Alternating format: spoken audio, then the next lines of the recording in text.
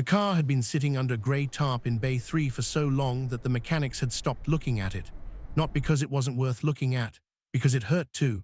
A 1970 Dodge Charger RT in Plum Crazy purple, the most beautiful thing most of them had ever seen and the most broken. 10 years, 11 restoration specialists, $5 million, and the engine had never once turned over, not once. Not a cough, not a sputter, not a single reluctant breath from beneath that hood.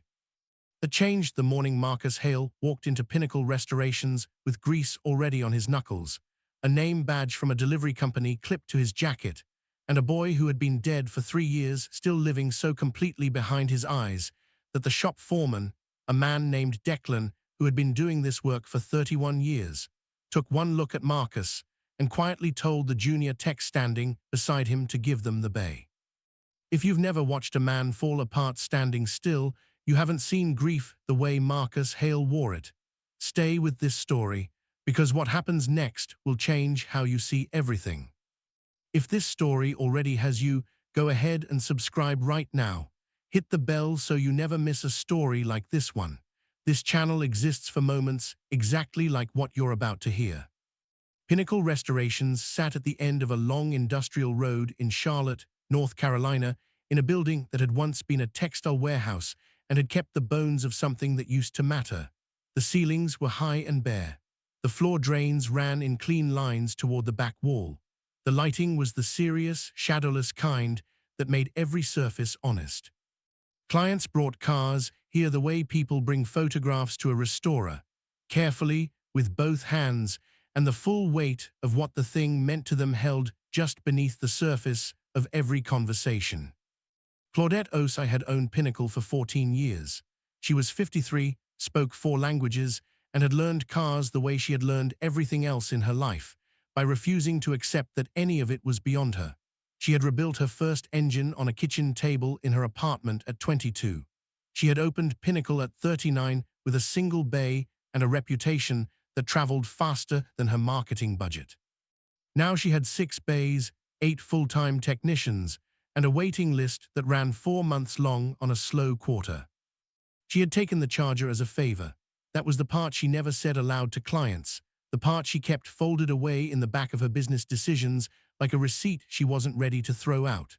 The car had come to her through a referral from a collector in Atlanta who had run out of options. Claudette had looked at the documentation, looked at the car, and said yes the way you say yes to something you don't fully understand but know you cannot turn down. 10 years later, she understood the car perfectly. She understood it had a problem that sat outside every diagnostic grid she had ever worked with, and that understanding had cost her more professional sleep than any other single project in 14 years. The Charger had belonged to a boy named Jordan Webb. He had been 20 years old when he died. He had saved for 3 years from a part-time job at an auto parts store to buy it, a non-running project car he intended to restore himself, and he had brought it to his father's driveway on a Tuesday afternoon in early September, more proud than Marcus had ever seen him about anything. Jordan had a gift with engines. He had been pulling apart and reassembling small motors since he was 9 years old. His hands knew how mechanical things worked the way other people's hands knew how to write. The Charger was going to be his first full build, a real one, the kind of project that becomes a story a man tells for the rest of his life. Jordan was killed in a collision 11 days after buying the car. He had been driving a different vehicle. The Charger had not moved. It sat in the driveway exactly where he had left it, and for 3 weeks after the funeral Marcus could not look at it and could not move it and could not explain to anyone, not even to himself, why both of those things were true at the same time. He had it moved to Pinnacle eventually because Claudette came highly recommended and because Marcus needed to believe something could be finished. Jordan had started it. That had to mean something. Completing it felt, in a way that Marcus could not articulate, but felt with the full weight of his body every day, like the only remaining obligation he had that was worth the effort of getting up. The first specialist Claudette brought in was a man named Graham, who had done his most celebrated work on Detroit muscle cars from exactly that era. He was thorough and technically impressive, and he departed after 8 weeks with a report that was long and a result that was nothing. The second was a team of 3 from a shop in Tennessee that specialized in mopar restoration specifically. They replaced the carburetor, rebuilt the intake manifold, addressed a fuel delivery issue that should have been the answer and turned out not to be. They left after 10 weeks. The car still would not start. Over the years that followed, Claudette exhausted every legitimate avenue available to her. She brought in a retired engineer from Chrysler's original development program, a man in his 80s who had worked on the RT line when it was still in production. He spent 4 days with the car, made careful notes, and told her in the specific language of a man who was too experienced to be embarrassed that he could not identify the fault. He was the 6th specialist. Specialists 7 through 11 produced variations on the same outcome. Excellent documentation, genuine effort, no result. The total cost had crossed $5 million in year 8. Claudette had continued past that number not because she expected a different ending, but because she had made a promise to a man who was paying for the work with money he couldn't afford and grief he had no other place to put. She had never once told Marcus to let it go. She had never said those words because she understood, in the way that some people understand things they have not personally lived, but can feel the shape of clearly, that for Marcus Hale, the running of that engine and the completion of his son's project had become the same thing as proof that Jordan had existed and mattered and left something behind. Now hit that like button if you're already feeling this story, and drop a comment telling me what you would have done in Marcus's position. The comments on this channel always say the most honest things. Marcus came in every few months. He never asked for progress reports because Claudette would have called him. He came to stand beside the car for a while, to rest his hand on the roof, the way he had probably rested his hand on his boy's shoulder, and then to leave again and go back to whatever the rest of his life looked like now. Declan, the shop foreman, had worked alongside Marcus on 2 occasions when Marcus had asked to be involved in the diagnostic process. He had come away from both experiences with the unsettling impression that Marcus Hale knew more about engines than he was saying. Not formally. Nothing about his background suggested formal training, but the questions he asked were not the questions of an outsider. They were the questions of someone who had spent years around this kind of mechanical work and had absorbed its language without necessarily being credentialed in it. Declan had mentioned this to Claudette once. She had filed it away. The afternoon the story broke open was a Thursday in March, clear and cold, the kind of afternoon that comes in hard after a long grey winter and makes everything feel slightly more exposed than it was the day before. A silver SUV pulled into the Pinnacle lot at 2:15 and parked in the space closest to the entrance, the space reserved for clients, the space that Declan had stopped reserving for anyone after Claudette bought the building and stopped needing to impress people. The man who got out of the SUV was named Garrison Cole. He was 47, wore a jacket that cost more than Declan's monthly salary, and carried himself with the specific ease of someone who had stopped checking whether rooms were paying attention, because rooms always were. Garrison Cole was the founder and majority owner of Cole Meridian Group, a private investment firm with positions in automotive technology, real estate, and logistics that together formed a portfolio worth somewhere north of $4 billion. He was also, for reasons that had never been satisfactorily explained in any of the 3 magazine profiles written about him, one of the most serious private collectors of American muscle cars in the country. He had called ahead. Claudette had taken the call herself, had recognized his name, and had felt the particular alertness that comes when something significant is about to be asked of you and you haven't yet been told what it is. Garrison walked through Pinnacle with the attention of a man doing serious evaluation rather than casual appreciation. He looked at the work being done in bays 1, 2, and 4.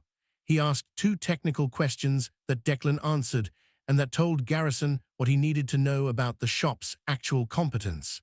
Then he asked to see the charger. Claudette walked him to bay 3 herself. The tarp was off for a routine inspection, and the car sat in the shop's clear, flat light in full Plum Crazy purple, every curve of it exactly as Jordan had left it, down to the faint trace of the boy's fingerprints still visible in the dust on the rear fender, where he had steadied himself climbing out the driver's side window to show his father the roofline from above. Marcus had told Claudette about that detail once. She had never had the car that section cleaned. Garrison stood in front of the Charger for 2 full minutes without speaking. Then he turned to Claudette and said, "I want to buy it." The garage went very still. "It isn't for sale," Claudette said. "Everything is for sale. Not this one." Garrison looked at her the way men look at a situation they have decided to reframe rather than accept. "The owner is a delivery driver," he said, "a grieving man with no resources who has spent 10 years paying you to fail. I'm offering to end that." Claudette's voice stayed level. "You're offering to take it." "I'm offering to finish what his son started. In my facility, with my team, I have resources here that you don't. Every specialist I've brought in has succeeded. Every one." "Then help," Claudette said. "Don't buy." Garrison's expression shifted just slightly, not enough for most people to catch. "I don't help with projects I don't own." He left without making an offer on paper, but the conversation did not stay inside the building. Declan had been standing near the bay entrance. He had heard every word, and that evening Declan called Marcus. Marcus arrived the next morning at 7:45, 20 minutes before the shop opened. He was standing outside the side door when Claudette pulled into the lot, and she knew from the stillness of the way he was standing that Declan had told him everything. She made coffee. They sat in the small office at the back of the shop, and she told him the rest of it, the parts Declan hadn't heard, the offer, her refusal, and the reason Garrison had given for wanting to buy rather than simply assist. Marcus listened without interrupting. His hands were wrapped around his coffee mug, and he was looking at the wall behind Claudette with the focused, unseeing look of a man running a calculation that had nothing to do with numbers. "He said I have no resources," Marcus said when she finished. "He said it like it was a fact. It is a fact. It isn't the point." Marcus set his mug down carefully. What did he mean by finish what Jordan started? "He said he has a facility, his own restoration team. He's pulled off restorations that no one else could. Cars he owns." "Yes." Marcus stood up. He walked to the window that overlooked Bay 3. The tarp was back on the Charger. He stood there for a long time. "I want to talk to him," Marcus said. Claudette called Garrison that afternoon. Garrison agreed to a meeting with the manner of a man agreeing to something he had already predicted.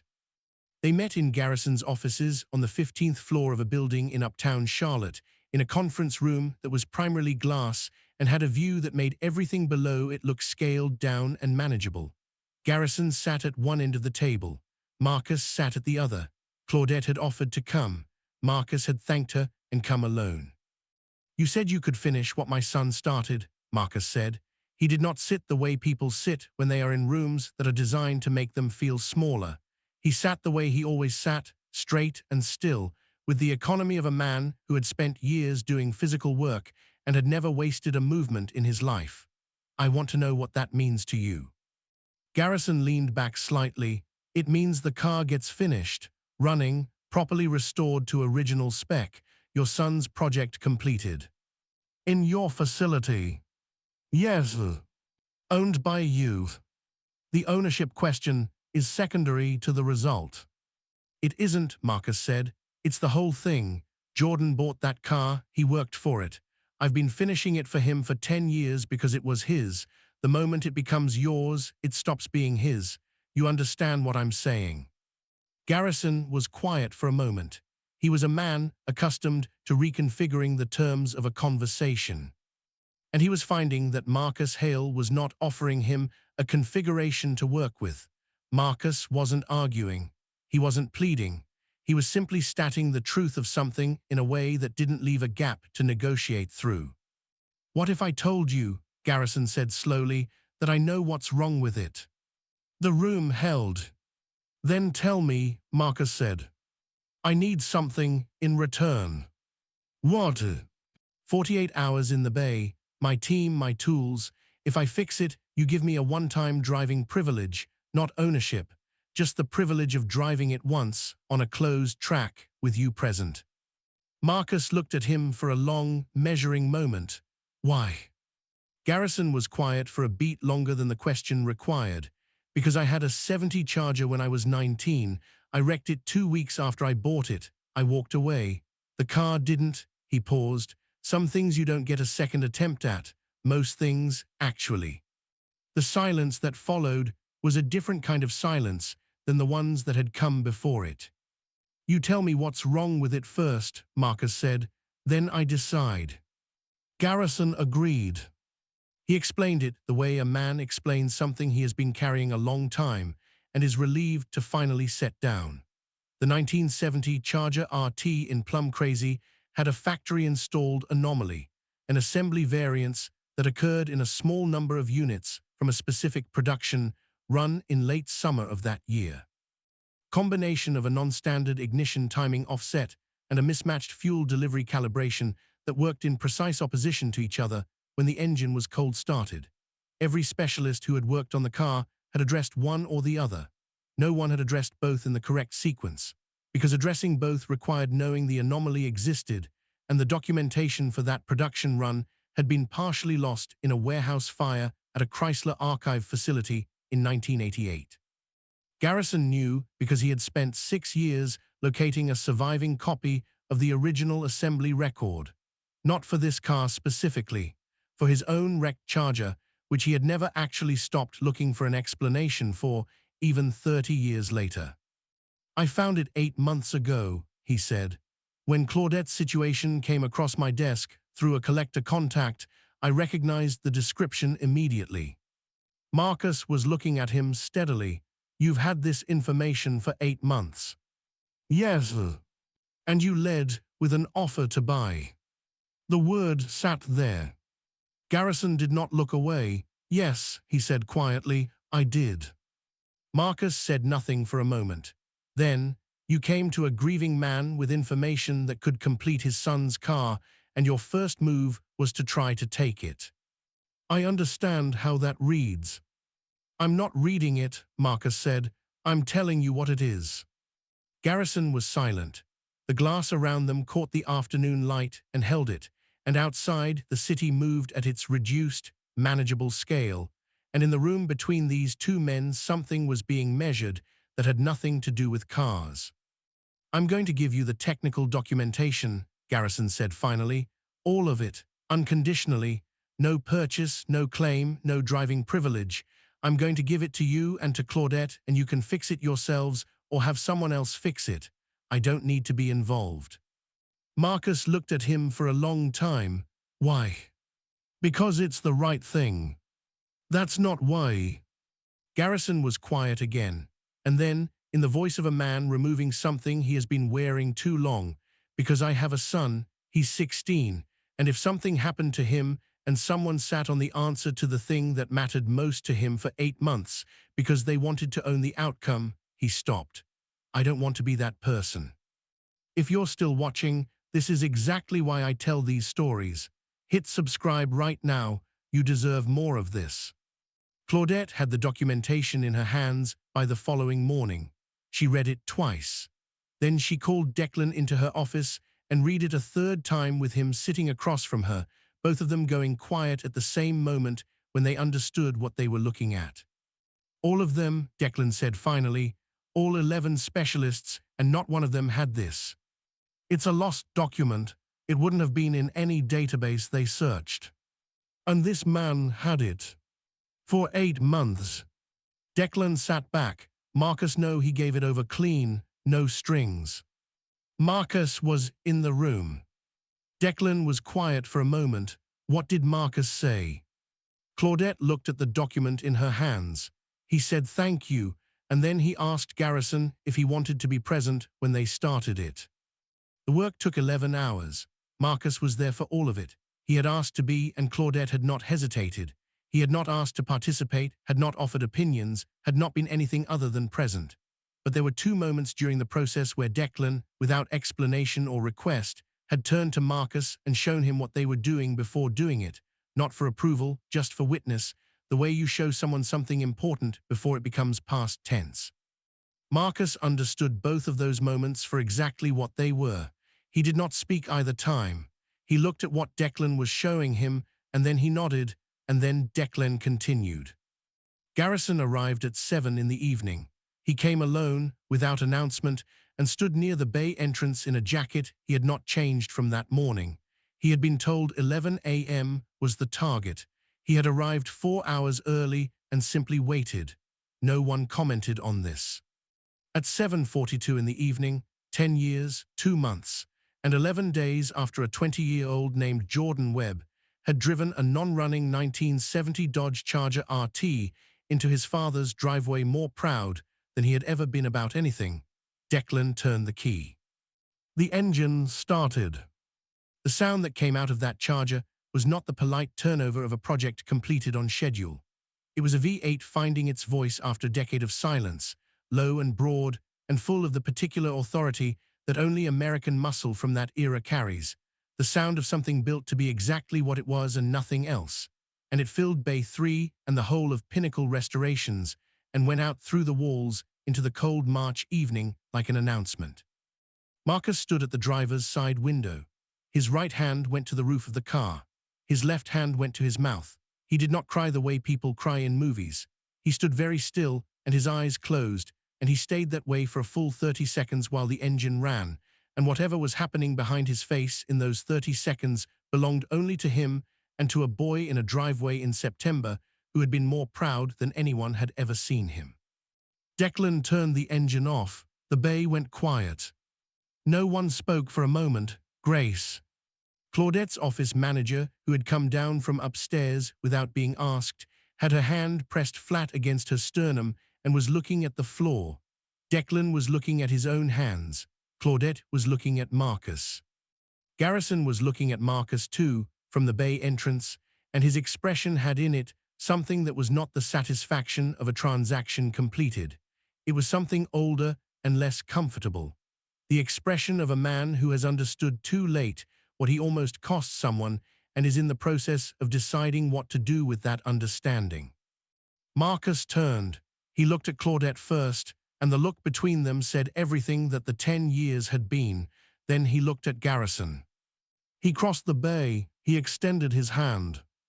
Garrison shook it. Jordan would have wanted someone else to drive it too, Marcus said. Someone who understood what it cost. Come to the track Saturday, bring your son. Garrison held Marcus's hand for a moment longer than the handshake required.